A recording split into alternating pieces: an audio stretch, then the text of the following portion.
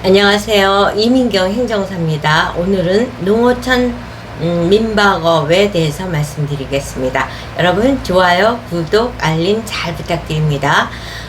농어촌 민박업에 대해서 이제 사실은 저는 관심이 없었죠. 근데 의뢰인이 연락을 하셔서 제가 이제 작년서부터 관심을 갖게 되었는데, 이제 재미있는 거는 농어촌 정비법에 의하여 농어촌 민박업을 이제 신고를 해서 민박업을 운영을 하는데, 민박업을 하겠다고 연락을 오시는 분은 아직까지 없었고, 민박업을 휴업을 하겠다, 폐업을 하겠다, 뭐 이런 연락이 더 많다는 점.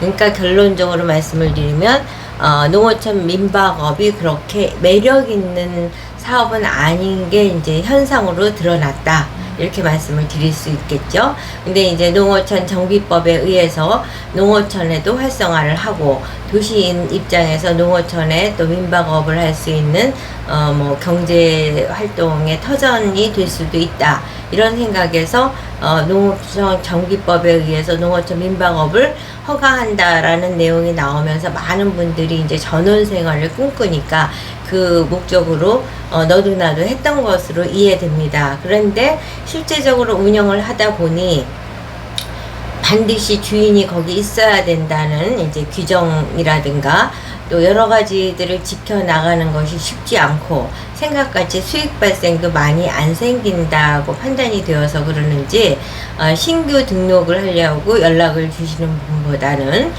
폐업 내지는 휴업을 한다고 연락을 주시는 분이 훨씬 많다는 특이한 이제 저희가 하는 업종에 해당이 된다고 볼 수 있겠습니다.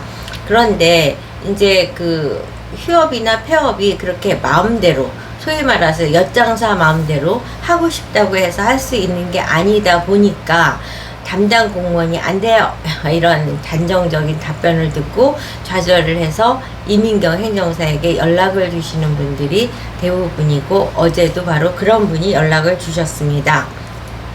근데 이제 이 농어촌 민박업에 있어서는 2년이라는 연도가 굉장히 많이 등장을 합니다. 2년 동안은 의무 관리, 의무 유지이기 때문에 폐업이 그전에는 안 됩니다, 뭐 이런 식의 말씀을 들었다고 하더군요. 한 이제 올 초인가 작년인가 하셨던 분 같은 경우도 이제 거기는 폐업을 원한 게 아니라 휴업, 다른 사람이 그걸 관리를 하면서 본인이 안 해도 되는 그걸 이제 원했지만 그거는 안 되고 반드시 본인이 운영을 해야 되기 때문에 본인의 건강 상태가 회복될 때까지 휴업을 하겠다. 그래서 이제 건강 상태가 그러다 보니까 농어촌 민박업을 하는 장소와 본인의 거주지가 아주 다른 거예요. 굉장히 비행기 타고 왔다 갔다 해야 되는 먼 거리다 보니까 거주지에서 병원을 통원을 하려니 도저히 농어촌 민박업을 유지하기 위해서 민박업을 개설한 그 장소에서 머무를 수가 없는 거죠. 그래서 이제 휴업을 요청했고 휴업을 성공적으로 했습니다.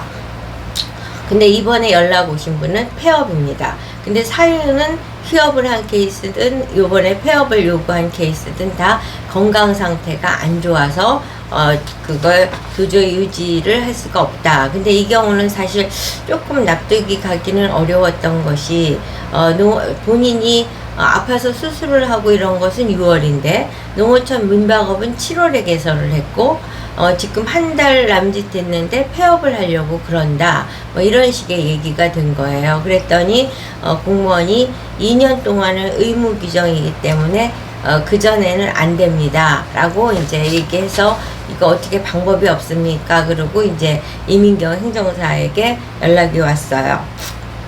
그러면 이제 과연 2년이라는 말이 왜 나오는지를 한번 따져보기로 하죠. 농어촌 민박업은 이제 농어촌 정비법에 의해서 하고, 민박업을 하기 위해서는 이제 농어촌 그 관할 시군구에 3년 이상 거주하면서 임차하여 2년 이상 계속 운영할 실적이 있어야 된다. 이미 2년을 운영할 실적이 있어야 농어촌 민박업을 신고받고 등록이 될 수 있다, 이 얘기인 것이지, 등록된 이후에 2년이 의무조항이라는 거는 명시되어 있지 않습니다. 자격 조건에 명시되어 있고, 그런데 이렇게 기간이 짧은 상태에서 폐업을 했을 때는 어떤 불이익이 되냐면은, 이제 농어촌 민박업을 하기 위해서 대출을 받았다. 그 회수가 되는 것이고, 뭐 1가구 2주택이니 주택 이렇게 건축물이 여러 가지 있을 경우에 세금을 이제 절세할 수 있도록 혜택을 받았다. 그러면 그 비과세된 부분 혜택을 환급을 해야 되고, 또 이렇게 폐쇄를 한 이후에는 다시 영업을 재개하는데 제한을 받는다든가, 이런 식의 이제 불이익은 있지만, 뭐 병원 치료를 받기 때문에 병원과 관련한 걸 입증을 한다든가, 개인적인 사정 여러 가지가 있겠죠. 그와 같은 것을 충분히 입증을 하면은 휴업이나 폐업이 가능하다는 점. 그렇기 때문에 제가 봤을 때는 사실 저는 공무원 22년을 했던 사람이다 보니까 이제 공무원들과의 소통이 좀 원만하죠. 행간을 이해하고 행간 속에서 이제 뭐랄까 사각지대나 또는 뭐 여러 가지 해석의 유연성을 통해서 의도하는 목적에 도달할 수 있는 요소가 있는지를 파악을 해서 그와 관련한 걸 입증을 한다든가 법적 근거를 제시한다든가 여러 가지 방법으로 목적에 도달을 할 수가 있는데 비해서, 일반인 경우는 저희 농어촌 민박업 하는데 폐업하려고 하는데 어떻게 할까요? 그 2년 이내에는 폐업 안 됩니다. 이러면 이 한마디로 끝나고 어떡하지? 이렇게 되는 겁니다. 그래서 이제 여러 가지 조건이나 법적으로 허용되는 부분이 있음에도 불구하고 대화의 단절로 인해서 그 다음 진행이 어렵게 됐다는 점으로 저는 해석이 됩니다. 따라서 여러분이 혹시 농어촌 민박업을 하면서 이제 물론 사업을 번창하고 활성화를 시키는 것이 가장 정답이고 국가에서 이와 같은 정책을 세운 목적이기도 하다고 생각을 합니다. 그럼에도 불구하고 휴업을 해야 된다든가 폐업을 해야 된다든가 그런 개인적 사정이 생겼을 때 이제 문제를 풀어가는데 한계가 있다라고 생각을 하시면 이민경 행정사에게 연락을 주시면 여러분이 원하는 소기의 목적에 도달할 수 있도록 최선을 다해 드릴 것을 약속드리면서 오늘 영상을 마치도록 하겠습니다. 여러분 좋아요, 구독, 알림 잘 부탁드립니다.